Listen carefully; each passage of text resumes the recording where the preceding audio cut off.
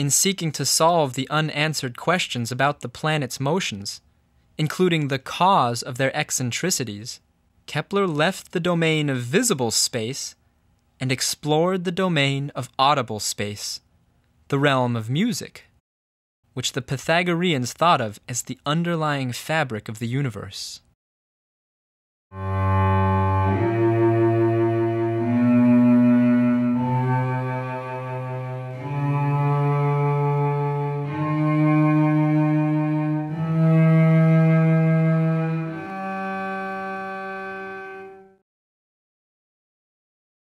He first examines and does an exhaustive examination of the boundaries of visual space, of geometry, that is plane geometry. He does the same thing with solid geometry, then extends that into the musical domain, extends that into the auditory domain, and examines all these characteristics of space. He then takes you from the standpoint of an observer on the sun and actually constructs the entire solar system based upon those principles.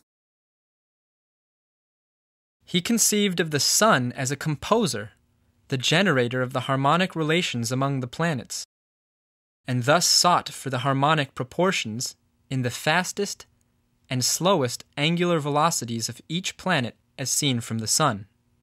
For example, on the day Mars is closest to the sun at perihelion, it would appear to traverse a 38-minute arc in the sky. On the day it is farthest from the sun at aphelion, it would appear to traverse a 26-minute arc in the sky. The ratio between these is almost the ratio 2:3.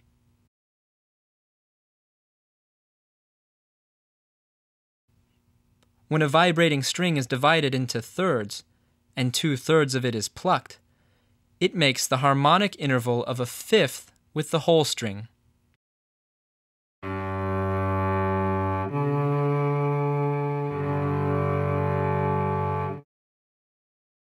Kepler found each pair of planetary extreme motions corresponds to a different harmonic interval.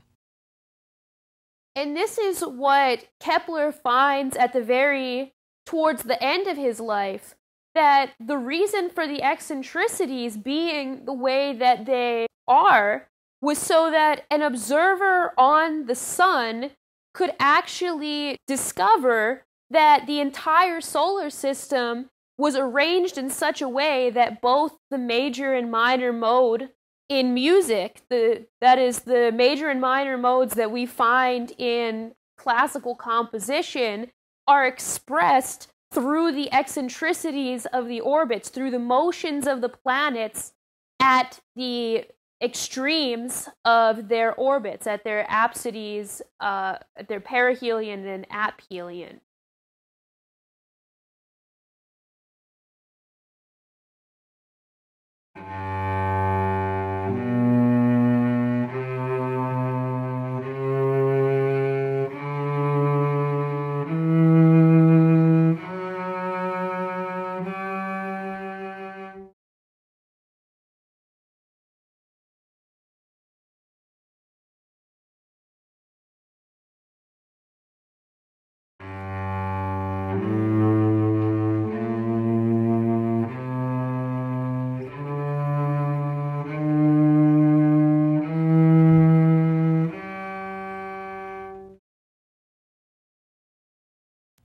While the eye perceived that the proportions of visible space were analogous to the distances of the planets from each other, the ear perceived that the relationships of audible space were analogous to the speeds of the planets.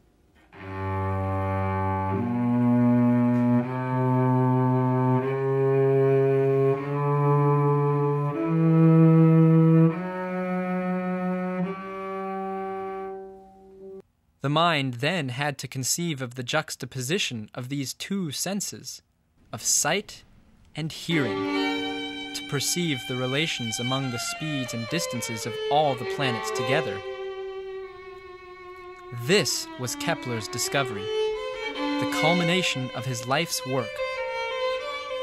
he discovered gravitation as the harmonic, unifying principle underlying the relations among all the bodies in the universe, just as a musical idea unifies multiple voices, singing seemingly radically differing lines, in a complex polyphonic choral piece to a single effect.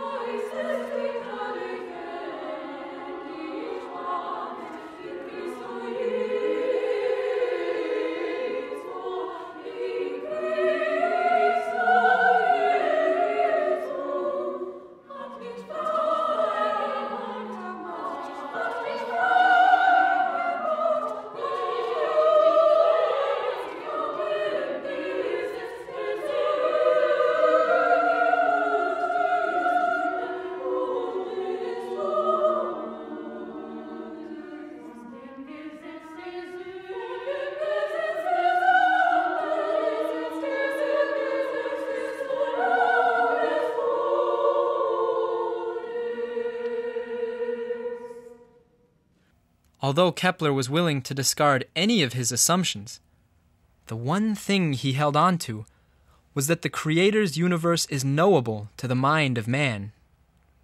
The student studying Kepler can't help but be inspired.